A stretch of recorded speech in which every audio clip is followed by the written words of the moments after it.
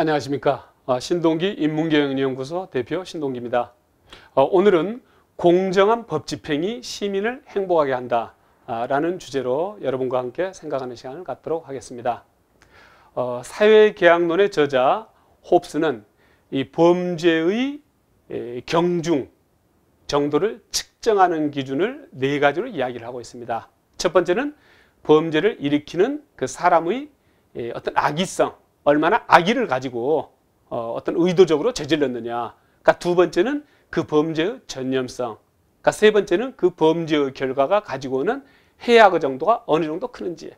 그 다음에 네 번째는 그 범죄를 저지른 시간, 장소, 상황과 그 다음에 그 공모관계.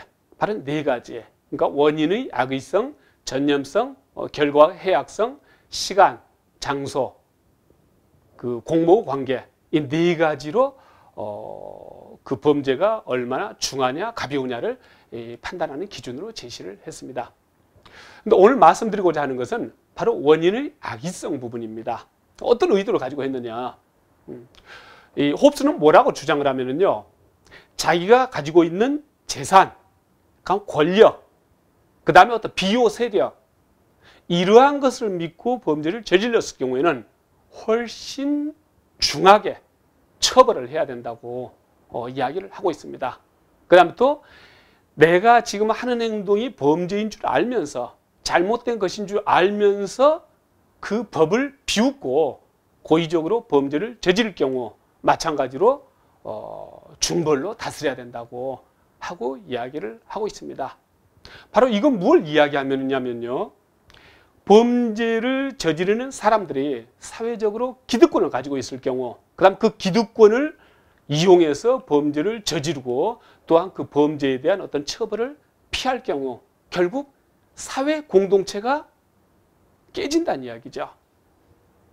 왜냐하면 그 국가는 하나로 존재하는 게 아니라 그러한 사람들이 존재하는 수만큼 수많은 국가로 갈라질 수밖에 없기 때문에, 그런 수많은 사회로 갈라질 수밖에 없기 때문에요.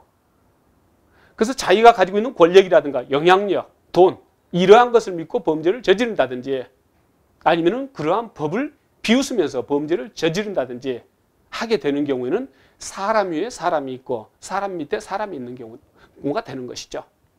그래서 우리가 노예 제도 하에서 사람 차별은요, 내가 노예 신분이라고 할 때 막 화나고 할 일은 아닙니다. 왜 그러냐면 제도가 그렇게 만든 것이지 내 자체가 어떤 문제가 있거나 자존심을 상해할 일은 아니란 이야기죠. 그래서 노예 제도하에서 사람 차별은 그것은 제도 탓이고 아니면 또 노예로 태어난 운 탓이라고 볼 수가 있는 거겠죠.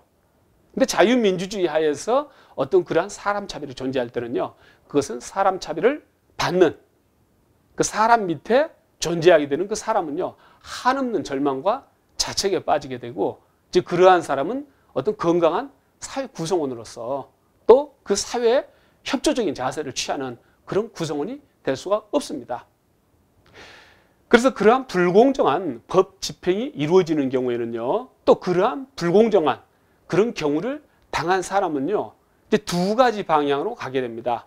첫 번째는 뭐냐면은 법에 대해서 굉장히 비판적인 입장을 갖게 되는 것이죠. 사회적으로 권력이 있다고, 영향력이 있다고, 돈이 있다고 저렇게 법을 무시하고 처벌도 저기 받는다. 저게 무슨 법이냐? 저게 무슨 국가냐? 저게 무슨 재판이냐? 그래서 언젠가 그 죄를 저지른 사람들이 그 신문에도 이제 보도가 됐습니다만은 그 주장했듯이 유전무죄, 무전유죄 하는 경우인 거죠. 그래서 유전무죄, 무전유죄 이렇게 된다면은 그 사람은 어떻게 됩니까? 그러한 그 불공정한 그런 경우를 당한 사람은 제도와 규칙을 무시한다는 이야기죠. 그 다음 국가와 사회에 굉장히 비협조적으로 나오게 되는 거죠. 그렇게 되면 어떻게 되겠습니까? 그러한 사람들이 많아지고 그런 경우가 많아지면은 결국 국가 놀이를 할 수 없게 되는 거죠. 국가가 지속될 수 없게 되는 거죠.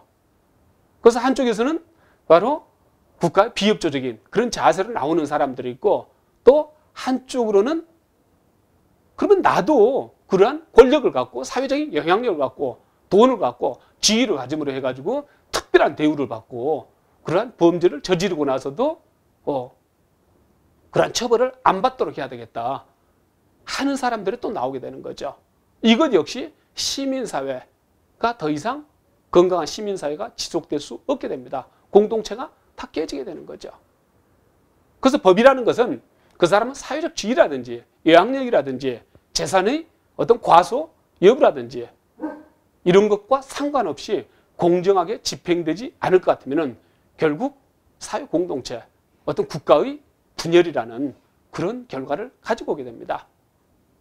그래서 고대 그리스 시대 때 아주 현자인 아나카르시스라는 사람이 있습니다. 아나카르시스는 뭐라고 주장을 했느냐? 법은 거미줄과 같다 하고 주장을 했습니다. 거미줄은 어떻습니까? 약한 곤충들은 거미줄에 한번 걸렸다면 빠져나오지를 못한다는 이야기죠.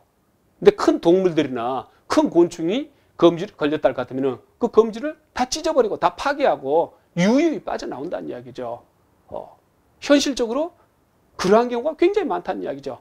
약한 자한테는 꼼짝달싹할 수 없는 강력한 그런 찐득이면서 강한 자는 그냥 그걸 무시하고 깨버릴 수 있는 그런 거미줄과 같다는 이야기죠. 아니면 또 트라시마코스라고 유명한 소피스트 있습니다. 정의, 저스티스, 정의는 강자 이익이라고 했습니다. 사회에서 어떤 강조되는 그런 정의 또는 법이라는 게 결국 나중에 알고 보면은 강자들의 이익을 위한 것, 강자들의 이익을 대변하는 경우가 너무 많다는 이야기죠. 그래서 2300~400년 전에 그 살았던 트라시마코스가 이야기했던 정의는 강자의 이익이다. 그래서 그것은 오늘날에도 굉장히 많은 사람들의 입에 회자되고 있는 거죠. 그러니까 현실적으로 그런 경우가 굉장히 많다는 이야기죠. 아니면은 근대 인물로 마르크스는 뭐라고 이야기했습니까? 국가는 부르주아지들의 일상사를 처리하는 위원회에 불과하다 하고 이야기를 했습니다. 국가는 부르주아지들의 일상사를 처리하는 위원회. 그러니까 기득권자들을 위해서만 존재하는 국가. 더 구체적으로 말씀드리면 기득권자들한테는 법 해석을 훨씬 더 유리하게 하고 어떤 그렇지 않은 부류들한테는 법 해석을 훨씬 불리하게 하고 하는 국가라 할 것 같으면 그건 기득권자를 위한 하나의 어떤 일상사를 처리하는 위원회에 불과하다는 이야기죠. 그래서 결국은 공정치 못한 법 집행은요, 자유민주주의를 위협하는 굉장히 중대한 범죄입니다. 이것은요. 이건 반국가적이고 반사회적이고 결국 그 국가를 무너뜨리고 또 그 구성원들을 굉장히 행복하지 않게 하는, 절망하게 하는, 굉장히 불행하게 만드는 그러한 행위라고 볼 수가 있습니다. 따라서 공정한 법 집행이 시민을 행복하게 한다. 오늘 여러분과 함께 깊이 한번 생각해보는 시간을 가졌습니다. 감사합니다.